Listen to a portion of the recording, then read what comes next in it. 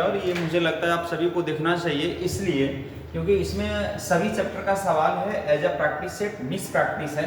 चलिए तो question number 1 से बिना टाइम लेट किए, बिना टाइम वेस्ट किए हम लोग शुरू करते। देखिए 1 नंबर सवाल आपका है कि साधारण ब्याज पर जमा की गई एक धनराशि 3 वर्ष में इतना और 4 वर्ष में इतना हो जाता है, तो 9 वर्ष के बाद जो है ब्याज कितना हो। देखिए यहाँ ब्याज पूछा गया, ठीक है ना, प्रिंसिपल पूछा है ना रेट पूछा। जरा ध्यान दीजिएगा, अगर मैं बात करूँ देखिए पहले क्या था मुझे नहीं पता है, तो सबसे पहले इस सिचुएशन में ऐसे क्वेश्चन को सॉल्व करने में मान लिया प्रिंसिपल पी है, तो देखिए आफ्टर 3 इयर्स 3 वर्ष के बाद कितना हो गया 820 हो गया, ठीक है। और यही प्रिंसिपल 4 वर्ष के बाद कितना हो गया भाई, तो ये हो गया कितना 894। तो सबसे पहले देखिएगा, आप सब लोग जानते होंगे कि जो सिंपल इंटरेस्ट होता है वो हर एक साल के लिए बराबर होता है। सिंपल इंटरेस्ट क्या होता है, हर एक साल के लिए बराबर होता है, साधारण ब्याज सभी वर्षों के लिए बराबर होता है। तो सबसे पहले यहाँ पे देख लीजिए, जो देखिए डिफरेंस है दोनों का, जो डिफरेंस है वो कितना है 1 साल का। 1 साल का जो डिफरेंस है समय में, और यहाँ पे इंटरेस्ट में कितना डिफरेंस है, 1 साल का डिफरेंस। यहाँ से देख लीजिए दोनों के बीच का अंतर कितना है, तो 4 में से 0 गया 4 बचा इधर, और 9 में से 2 गया तो 7 बचा, और यहाँ कितना, तो 1 साल का डिफरेंस 74 रुपया, ठीक है। ठीक है, 3 साल में कितना हो गया 820 पैसा हो गया। तो सबसे पहले बात मुझे बताइए प्रिंसिपल क्या होना चाहिए, तो प्रिंसिपल जो होगा ये तो एक तरह से कहीं ना कहीं क्या है अमाउंट है, तो 820 और माइनस क्या करते हैं मिश्र धन माइनस ब्याज बराबर मूलधन। तो देखिए ब्याज 1 साल का 74 था, 3 साल का 3 गुना 74, 3 गुना 74, this is very simple. Add to 0 minus 4 तिया 12, 4 तिया 12, 7 तिया 22, घटा लीजिएगा इसको, तो कितना जाएगा 10 में से 2 गया 8 बच जाएगा, कितना बचेगा 8। यहाँ कितना बचा, ये आपका है 1 11 में से 2 तो 9 बच जाएगा इधर, और यहाँ पे कितना, तो यहाँ पे 7 में से 2 गया 5, तो 5 9 8, ये क्या हो गया आपका, तो ये हो गया फाइनली मूलधन। अब बोला बताइए 9 वर्ष के बाद ब्याज कितना हो, तो इसकी भी जरूरत नहीं था, यहाँ पे कोई जरूरत नहीं था निकालना, सीधा 9 वर्ष के बाद ब्याज निकाल दीजिए। तो यहीं पे आप निकाल सकते थे, ऐसा ही जो पूछा है 9 साल के बाद 9 गुना 74, 9 गुना 74 बताइए, 9 चौक 36, 9 63 63 और 66, तो हमारा आंसर जो हम लोगों का होगा वो 666, इट इज राइट आंसर 666, कितना 666। चलिए सवाल नंबर 2 की बात करते हैं, सवाल नंबर 2 पे ध्यान दीजिए। चलिए सवाल नंबर 2 में देखिए आपका ऑप्शन में यहाँ पे लगा हुआ है, ध्यान दीजिएगा सवाल नंबर 2 में क्या कह रहा है, जरा गौर करिएगा, ठीक है। देखिएगा क्वेश्चन नंबर 2, क्वेश्चन नंबर 2 में क्या कहना है इनका, क्वेश्चन नंबर 2 ध्यान दीजिएगा, क्वेश्चन नंबर 2 देखिएगा, क्वेश्चन नंबर 2 में क्या है जरा समझिएगा, क्वेश्चन नंबर 2 जरा ध्यान दीजिएगा।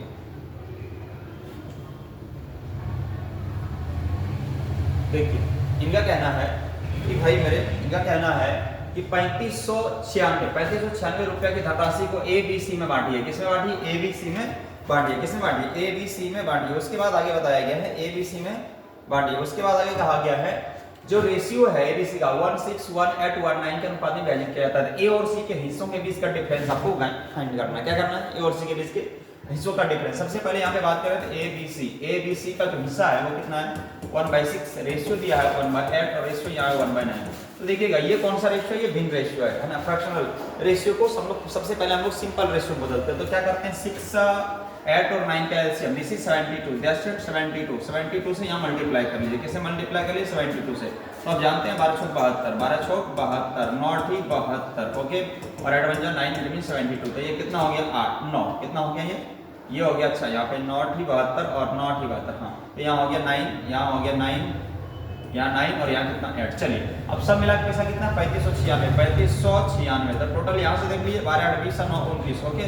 किसका निकालना है A और C के बीच का डिफरेंस, A माइनस C 80 से बड़ा है, A माइनस C देखिएगा 12 में से कितना बचा 4, दैट इज 4, मतलब कैंसिल कर लीजिए। देखिए 35 से कम 35, 35 से कम 35, कितना बचा यहाँ पे, आप इधर देखिए 35 से कम 35, यहाँ पे बच गया आपका 6 9, तो अच्छा 29 है ना, 1 मिनट, 29 से कम 29 कितना बच गया यहाँ पे 6 9, तो 29 दूनी 58, कितना बच गया 29 दूनी 58, इधर आइएगा 58 10 78, 11 बच गया 11, 29 चौक कितना 29 चौक 116, ओके ध्यान 124 गुना 4 करिए 496, कितना हो गया 496, it means 496, it is your answer.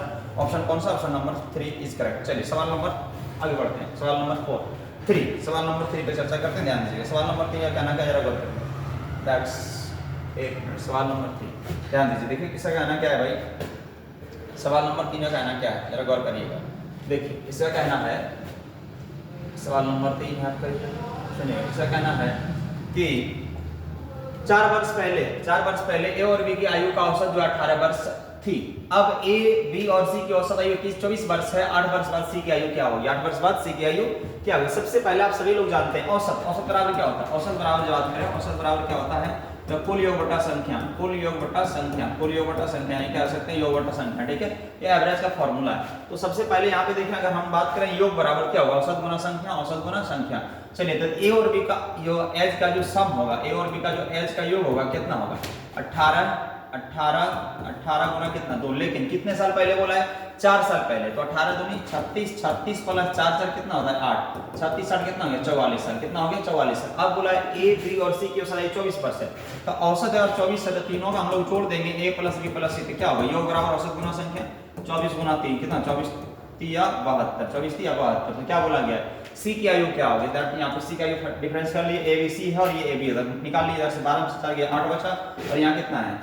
6 में से 4 गया कितना? 2। दिस इज 20 एडियर्स, दिस इज 20 एडियर्स। कितने बार? अच्छा 8 वर्ष के बाद हो जाता है। 28 प्लस 8, 28 प्लस 8, 28 8 कितना होता है? That is 36। इट मींस 36 वर्ष। It is option number 3। चलिए सवाल नंबर नेक्स्ट बढ़ते हैं। सवाल नंबर 4 की बात करते हैं, जरा ध्यान दीजिएगा। सवाल नंबर 4 में क्या कहा गया, जरा ध्यान दीजिए, 1 मिनट। सवाल नंबर 4, सवाल नंबर 4 में कहा गया है, सवाल नंबर 4 में आपका ओके बोला गया है कि निम्नलिखित प्रश्न पर विचार कीजिए और तय कीजिए कि कौन सा कथन प्रश्न का उत्तर देने के लिए पर्याप्त है। कौन सा कथन प्रश्न का उत्तर देने के लिए पर्याप्त है? देखिए प्रश्न, ऐसा सवाल आता है रेलवे में, खासकर एसएससी में भी। पहला प्रश्न है, आयत का परिमाप ज्ञात कीजिए। सब लोग जानते होंगे आयत का परिमाप क्या होता है? 2 × l + b, 2 × l + b, ये हो गया आयत का पेरीमीटर परिमाप। अब यहाँ पे कथन है, क्या बोला गया कि समबाहु त्रिभुज का परिमाप 63 सेंटीमीटर है, आयत की लंबाई समबाहु त्रिभुज की भुजा के बराबर है। अब देखिए कथन आपके पास 1 सही है, 2 सही है, 1 या 2 दोनों सही है, केवल एक। आप देखिए सबसे पहले समबाहु आयत क्या निकालना है हम लोग को? आयत का परिमाप। आयत का परिमाप क्या है? 2 × l + b। अब यहाँ पे क्या दिया है? समबाहु त्रिभुज का परिमाप 63। अगर समबाहु त्रिभुज का परिमाप 63, सबसे पहले आप जो जानते होंगे कि समबाहु त्रिभुज का जो भुजा परिमाप होता है 3 गुना भुजा। तो अगर यहाँ पे 3 गुना a कर दे जो कि 63 है, तो आप लोग सब लोग जानते हैं a बराबर कितना होगा? This is 21। तो ये बोला गया है, ये क्या बोला गया आपको कि आयत की लंबाई समबाहु त्रिभुज की भुजा के बराबर है। ये आपने मान लिया कि आयत की लंबाई समबाहु त्रिभुज की भुजा के बराबर है, तो क्या सिर्फ लंबाई से आयत का परिमाप निकल जाएगा? नहीं निकलेगा। इसका मतलब 1 सिर्फ जिम्मेदार नहीं है। ऑप्शन 1। 2 आइए, बोला आयत की लंबाई आयत की चौड़ाई से 50% देगा। हाँ, अब लंबाई चौड़ाई से 50% देगी, इसका मतलब लंबाई और चौड़ाई में रिश्ता है, तो लंबाई भी निकल जाएगा, चौड़ाई निकल जाएगा। और लंबाई चौड़ाई निकल जाएगा तो आयत का परिमाप निकल जाएगा। इट मींस यहाँ पे जो ऑप्शन होगा वो दोनों सही होना चाहिए, 1 और 2 दोनों पर्याप्त है, एक से काम नहीं चलेगा। चलिए सवाल नंबर नेक्स्ट पढ़ते हैं। सवाल नंबर आपका अगला है, ध्यान दीजिएगा। सवाल नंबर आगे की बात करें, सवाल नंबर ये कितना है अपना? अच्छा 5 नंबर। चलिए 5 नंबर पे गौर करिएगा, देखिए ध्यान से। क्वेश्चन नंबर 5, क्वेश्चन नंबर 5 यहाँ पे नंबरिंग कट गया है। क्वेश्चन नंबर ये 5 है, ठीक है। ध्यान दीजिए, देखिए गौर करिएगा इसको, क्या बोला गया इसमें, ध्यान दीजिएगा। चलिए देखिए यहाँ पे बोला गया है सवाल नंबर 5 में, सवाल नंबर 5 में बोला गया है कि यदि 23,800 रुपये की राशि, 23,800 रुपया के मूलधन को, 23,800 रुपया के मूलधन को वार्षिक रूप से संयोजित 10% चक्रवृद्धि ब्याज पर 2 वर्ष के लिए निवेश किया जाता है, तो परिपक्वता पर देय कुल मिश्र धन कितनी होगी? ध्यान दीजिएगा, 23,800 रुपया के मूलधन को वार्षिक रूप से संयोजित किया जाता है, 10% चक्रवृद्धि ब्याज पर 2 वर्ष के लिए निवेश किया जाता है, तो परिपक्वता पर कुल मिश्र धन, इट मींस अमाउंट पूछा गया। देखिए कुछ नहीं करना है यहाँ पे, 23,800 है, 23,800। ये कंपाउंड इंटरेस्ट का सवाल है, ध्यान दीजिए 10% के रेट से बढ़ रहा है। तो देखिएगा 10% का मतलब आप सब लोग जानते हैं, 10% मतलब कितना? 1/10, तो 10 कितना में 100 इधर हो जाएगा और इधर 121 कितना? 121। चलिए सिंपल मल्टीप्लाई है, सिंपल मल्टीप्लाई कर लीजिएगा। आप गुना करना सबको आता है। अगर 121 गुना 238 नहीं कर पाते तो आप दिमाग में इसको क्या करिएगा, दिमाग में 121 क्या करिएगा, दिमाग में जो 121 है, 121 इसको माइंड में आप कर सकते हैं 11 गुना 11, 11 गुना 11। अब देखिएगा 11 × 88, 11 × 88, 11 × 33, 33 और 8 कितना हो गया? 41, एक हासिल 4, 11 दूनी 22, 22 और 4 कितना हो गया? 26। गुना कर लीजिए फिर 11, देखिए 11 × 88, 11 कम 11, 11 और 8 कितना हो गया? 12 और 7 19, 11 × 66, 66 और 1 67, 11 दूनी 22, 22 और 6 28, तो 28,798, 28,798 option number B is right. Next सवाल में पढ़ते हैं, सवाल नंबर नेक्स्ट 6 की चर्चा करते हैं। जरा ध्यान दीजिएगा इधर सवाल, तो दिस इज वेरी सिंपल, कुछ है नहीं इसमें। ये आपको क्या फाइंड क्या करना है, तो इसमें करना आपको एचसीएफ, क्या करना है? एचसीएफ। जरा ध्यान दीजिएगा, ऐसे भी कहानी क्या होता है सब लोग जानते हैं, एचसीएफ कैसे निकाला जाता है। देखिएगा 144 कितना बोला, 144 360 और 504, 144 360 504 का एलसीएम तो ये सीधा लगता है आपका 72 आ जाएगा। ये तो नॉर्मल है, कुछ है नहीं। चलिए नेक्स्ट सवाल पे बढ़ते हैं। सवाल नंबर देख लीजिएगा चेक करके, यहाँ पे क्या है आप बड़ा नंबर से लगा लीजिए। एलसीएम 80 निकालने से तो 12 से सबसे पहले लगा लीजिए आप। देखिए 12 44, ये 3 60 और ये 12 48 और 12 24, ठीक है।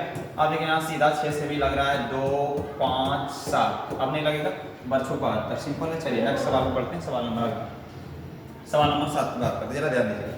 सवाल नंबर 7 में क्या बोला गया, देखिए गौर करिए, बात की तरह ध्यान देने वाला चीज़ है। देखिए सवाल अच्छा है, आइए सवाल नंबर 7 ध्यान दीजिएगा। क्या बोला गया इसमें सवाल में, इसमें आपको बोला गया है, इसमें बोला गया आपको कि एक साल की जनसंख्या 7,35,000 है। यदि यह प्रतिवर्ष 12% दर से बढ़ती है तो 2 वर्ष के बाद इसकी जनसंख्या कितनी होगी। क्या बोला है, तो 2 वर्ष के बाद इसकी जनसंख्या कितनी होगी। ध्यान दीजिएगा, जो प्रेजेंट पॉपुलेशन है, वर्तमान जनसंख्या जो है कितना है, 7,35,000 और 12% के रेट से इंक्रीजमेंट है। कितना परसेंट रेट से इंक्रीमेंट है, 12%। तो आप सब लोग जानते हैं 12% का मतलब मेरे भाई कितना होता है, 12% मतलब 12 बट्टा 100,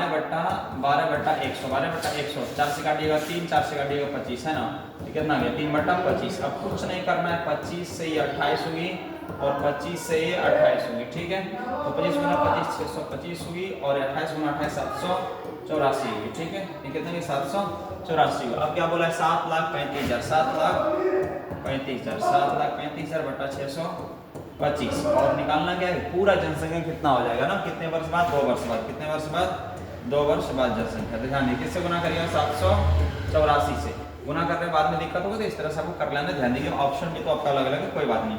पहले काटिए 25 से, 25 गुना 25 कितना होता है 625, काटिएगा 25 से, हाँ कैंसिलेशन आराम से हो जाएगा। अन्यथा आप नहीं भी काटते तो कोई दिक्कत नहीं था, फाइनली आप कर सकते थे। ऐसा भी यहाँ पे देख लीजिएगा, तो 25 गुना 25 25 दूनी 50, यहाँ पे कितना बचा 23, कितना बच गया 23, मतलब 2 3 5 25 नमा 225, कितना बच गया 10, 25 चौक 100 00, ओके।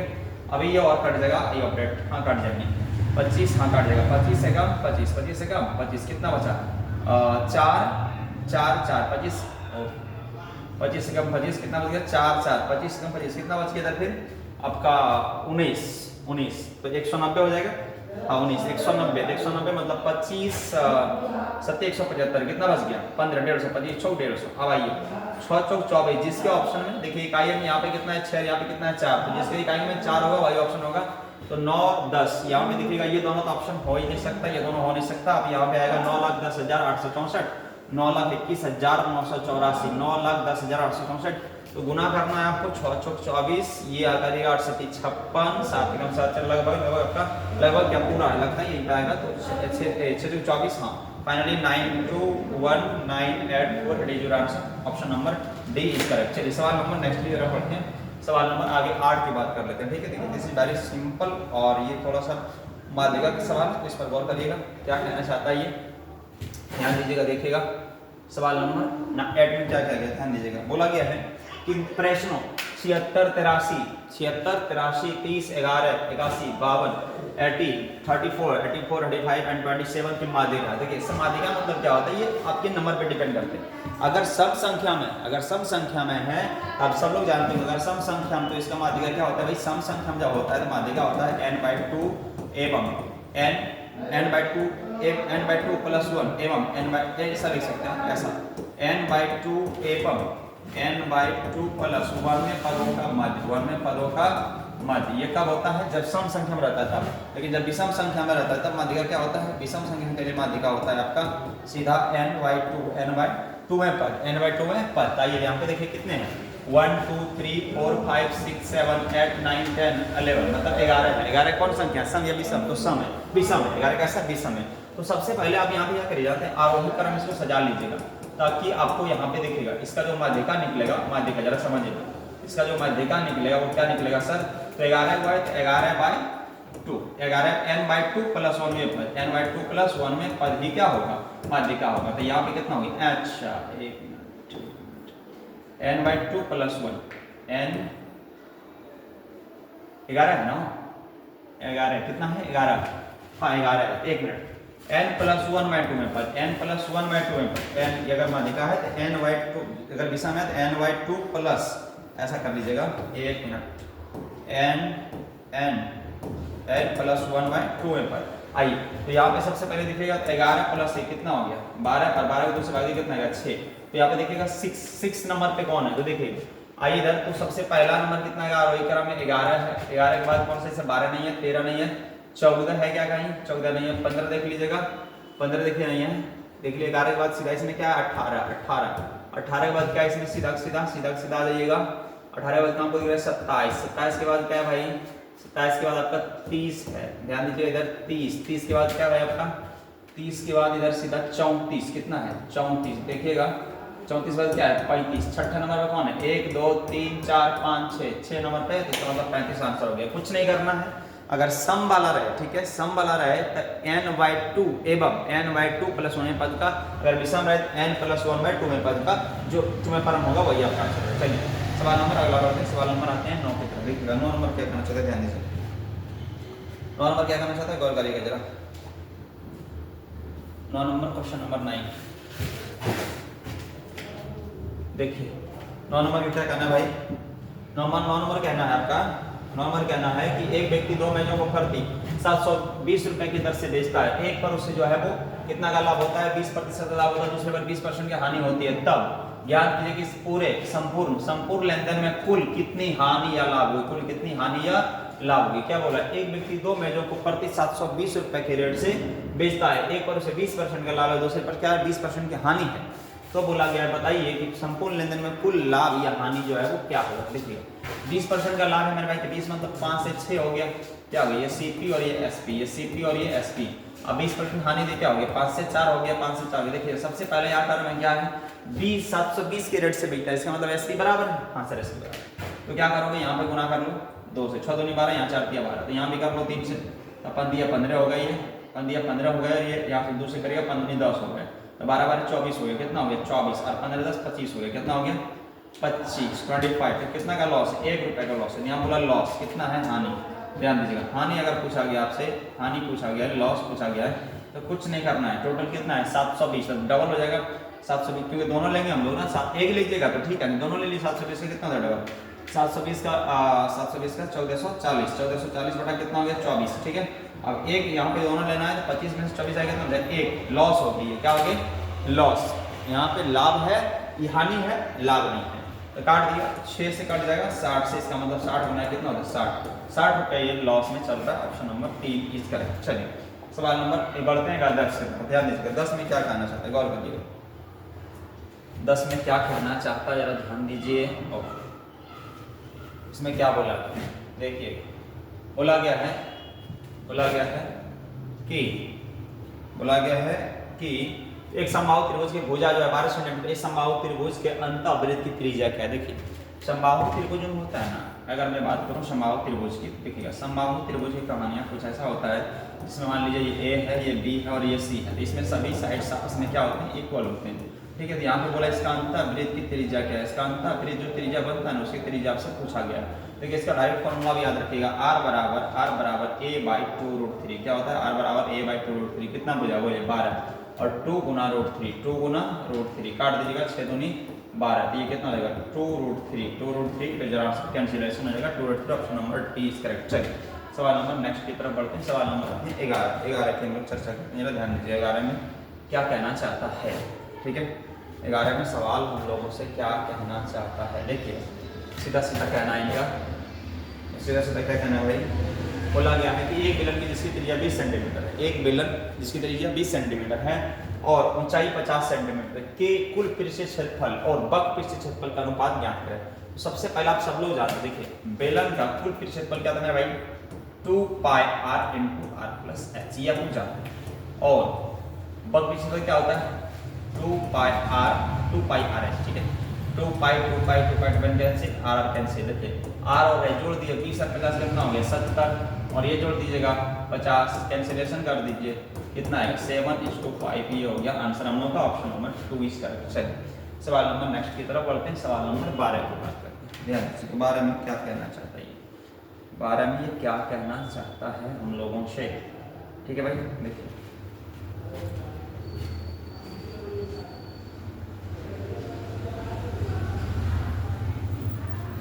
चलिए देखिए क्या बोला गया, एक परीक्षा में उत्तीर्णता प्रतिशत कुल अंकों का 35% है। एक छात्र 390 अंक प्राप्त करता है और उसे 65 अंकों से अनुत्तीर्ण घोषित कर दिया जाता है। परीक्षा के कुल अंक कितने होने चाहिए? परीक्षा के कुल अंक कितने होने चाहिए? तो कुल अंक देखिएगा, जरा बात आप समझिए। कुल अंक तो देखिएगा, कोई स्टूडेंट ने कितना लाया? 390 नंबर तो ले आया, लेकिन 65 से उसको फाइल किया गया। कितना फाइल किया गया? 65। तो जोड़ देंगे तो पास हो जाएगा। हाँ, और बोला ये कितना परसेंट है? 35 तक कुल निकालना हो कितना परसेंट होगा? 100%। कुछ नहीं करना है। 5 9 6 15 के 5 3 और 1 4 बटा कितना? 35। गुना कितना करना है? 100। कैंसिलेशन कर लीजिए इसको, आई ऑलरेडी कट जाएगा। ठीक है, देखिएगा 35 का 35 10 35 दिया 105, तो कितना हो जाएगा? 1300।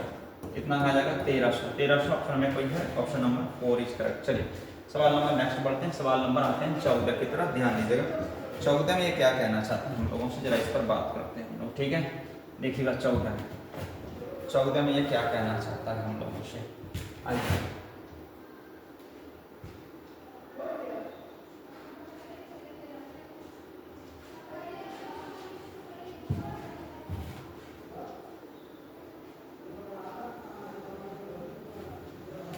देखिएगा, बोला है अंकित एक कुर्सी 25% अंकित एक कुर्सी 25% हानि पर बेचता है। यदि वह इसे 900 रुपया अधिक में बेचता तो उसे 5% का लाभ होता है। 40% का लाभ कमाने के लिए कुर्सी का विक्रय मूल्य जो है वो क्या होना चाहिए? क्या होना चाहिए? 40% लाभ कमाने के लिए कुर्सी का विक्रय मूल्य क्या होना चाहिए? देखिए सबसे पहले यहाँ पे सीपी नहीं पता है तो मान लेते हैं 100। कितना मान लेंगे? 100। अब कितना का बेचा है? बोला है 25% हानि पर बेचता। तो देखिए SP1, ये CP1 है तो ये SP1 मान लेते 25% हानि है तो कितना? 75 में बेचेगा। और 900 रुपये अधिक में बेचता तो उसे 5% का लाभ होता। देखिए अब लाभ या हानि जब भी कमाई जाती है इस पर कमाया जाता है, CP पर। तो यहाँ पे देखिएगा SP2 कितना हो जाएगा? तो भाई मेरे कितना हो जाएगा? 5% 105। अब देखिए दोनों SP1 और SP2 के बीच का डिफरेंस SP से ही तुलना कर सकते हैं। तो ये कितना है? 30 है। कितना है? 30। अंदर कितना है? 900 का। तो 900 बटा कितना? 30। 900 बटा 30। बोला है कि 40% के प्रतिशत लाभ पर जब बेचेंगे ना तो उसी का विक्रय मूल्य क्या होना चाहिए? 40% लाभ पर 40% लाभ पर SP 40% लाभ पर SP 40% लाभ पर SP निकाल लीजिए। किससे गुना कर दिए? 140। 10 से 10 ये काट दिए 30 14 42। इसका मतलब कितना हो जाएगा? 4200 जो फाइनली वो आंसर होगा 4200। ऑप्शन नंबर कितना है? चलिए 4। सवाल नंबर नेक्स्ट बढ़ते हैं। ठीक है, आगे आइए सवाल नंबर 14 बात करते हैं। सवाल नंबर 14 चलिए देखिएगा क्या ऐसी कहानियाँ हैं, ध्यान दीजिएगा जरा। सवाल नंबर 14 नंबर क्या बोला गया? देखिएगा, बोला है यदि राधा 26 किलोमीटर प्रति घंटा गति से दौड़ती है। यदि राधा 26 किलोमीटर प्रति घंटा गति से दौड़ती है, 26 किलोमीटर प्रति घंटा गति से दौड़ती है तो उसे 1950 मीटर की दूरी तय करने में कितने मिनट का समय लगेगा? कितना? 1950 की दूरी करना तो समय निकालना। आप सब लोग जानते हैं समय बराबर क्या होता है? समय बराबर दूरी बटा चाल। तो 1950 है ना। चाल कितना है? 26 किलोमीटर। सबसे पहले देखिए ई है मीटर में, किलोमीटर प्रति घंटा। जब किलोमीटर प्रति घंटा से मीटर प्रति सेकंड आते हैं तो क्या करते हैं? 5/18 से गुना करते हैं। 5/18 से क्या करते हैं? गुना करते हैं। और मीटर प्रति सेकंड से किलोमीटर प्रति घंटा जाते क्या करते हैं? 18/5 से गुना करते हैं। ये दोनों चीज़ आप ध्यान रखिएगा। बड़ा से छोटा मायने किलोमीटर से मीटर मायने 5/18 से, और मीटर प्रति सेकंड से किलोमीटर हो जाएगा 18/5 से। तो गुना कर दिए 5 ऊपर चल जाएगा 18, लेकिन ये बन गया मिनट में, सेकंड में। अब मुझे आना है मिनट में। कहाँ आना है? मिनट में। क्या करेंगे? मिनट आने के लिए सेकंड से मिनट में जाते क्या करते हैं? भाग देते हैं, हिसाब से भाग देते हैं। 10 से 10 कट जाएगा, 18 कट गया, 5 से काट दीजिएगा, 5 53 दिया 15 3 कितना 4 फेंकना बचे 45। इधर आ जाइए 13 दिया 39 13 दूनी 26। तो कितना गया? 3 दिया 9/2 का मतलब 7 1/2 4.5 मिनट। कितना minute? 4.5 minute. Option number 2 is correct. Option number 2 is correct. चलिए नेक्स्ट सवाल पर चर्चा करते हैं।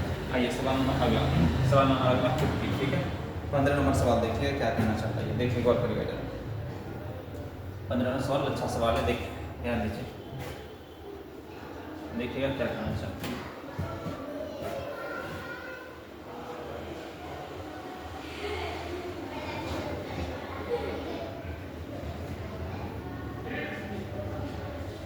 चलिए आइए, बोला गया है पहले और दूसरे बेलन के आयतन का अनुपात 32:9 है और उनकी ऊंचाइयां का अनुपात 8:9 है। यदि दूसरे बेलन के आधार का क्षेत्रफल 616